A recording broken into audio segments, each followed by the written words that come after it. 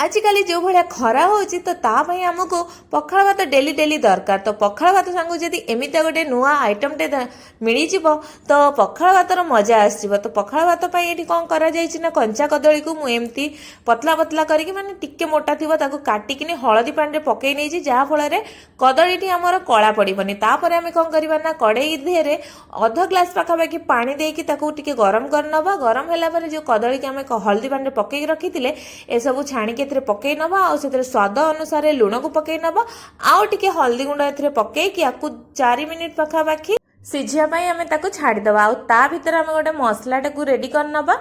तो मसला भितर मुझे फाड़े पियाज को नहीं आउ 5-6 कला रसुण आउ अल्प टिके जीरा नहीं अधा चामच सोरिष को नहीं आउ से कलर आने अल्प टिके हल्दी गुंड को पकई नवा आउ अल्प से पानी देकी आपको भल भाव आम ग्राइंड करके नहीं आसवा। एबे देखि पारे मसलाटीर कलर आउ मसलाटी केमती चिकन भाव में पूरा बटा होगी आसी जाइए।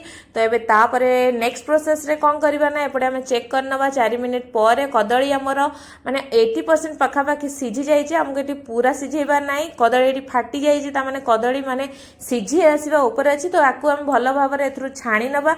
कदली पूरा ठंडा होला परे जो मसलाटी को आम बाटिकी रखी ए पकईकी कौन करवा ना भल भाव में कदली देहरे या माने चकड़ी चकड़ी किनी बा घसी घसिकी आधे कौन कर मसला गुड़ी को भल भाव में कोट करके नहीं जावा। एबे तापर कौन करवा ना एटी गोटे तावा आम गरम करनवा आ से 2 चामच आम करवा ना रिफाइन तेल को मुझे दौची। आप जब सोरिष तेल पसंद तो सोरिष तेल भी आप नहीं पारे नहीं कि गरम है पर जो मसला गोलैकी रखी आम कदली को ये गोटे गोटे करके आम तावारे भल भाव में माने मसला को कोट करके पकई नवा। तापर या घोड़े की पूरा 2 मिनिट पर्यंत माने तलपट है पर्यंत टे पोड़ ताको आम घोड़े की रखीदबा। एबे देखि पारे 2 मिनिट पर तलपट आमर भल भाव में माने हो जाए आम उल्टे नवा। आप देखि पारे केते बढ़िया कलर भी आसी जाइए। आउ थे घोड़े आरपट साइड को हवापाई दबा। आउ 2 मिनिट पर्यंत घोड़े नहीं मुझे देखि पारे कदली गुड़िक भल भाव में आमर सिझी जाइए आउ तलपट साइड भी भल भाव में आमर हो जाइए पोड़।